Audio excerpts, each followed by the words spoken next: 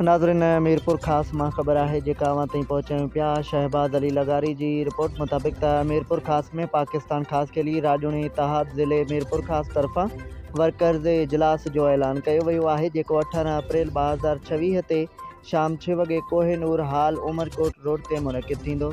इजलास में तंज़ीम के मरकज़ी सरवाण चेयरमैन चीफ सरदार गुलाम मुर्तज़ा ख़ान उर्फ राजा बाबा ख़ास के लिए ख़ुसूसी शिरकत कंदा, जॾहिं त मुख़्तलिफ़ मज़लूम बिरादरिन के अगवाननि ऐं कारकुननि खे पिणु वॾे अघ में शिरकत की दावत ॾिनी वई आहे। तंज़ीमी अगवाननि मूजिब इजलास में अहम तंज़ीमी मामलनि, बिरादरिन के हक़नि ऐं मुस्तक़बिल के हिकमत अमली बाबत गौर वीचार कयो वेंदो।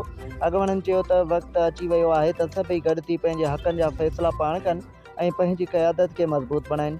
डिवीज़न सदर वारिस ख़ास के लिए, ज़िले सदर सिकंदर अली ख़ास के लिए, तालुक़ाई सदर मुमताज़ अली ख़ास के लिए अवाम ऐं कारकुननि के भरपूर शिरकत की अपील कंदे चयो आहे त हीउ इजलास बिरादरिन के इतिहाद ऐं हक़नि जी हासिलात लाइ अहम क़दम साबित थींदो।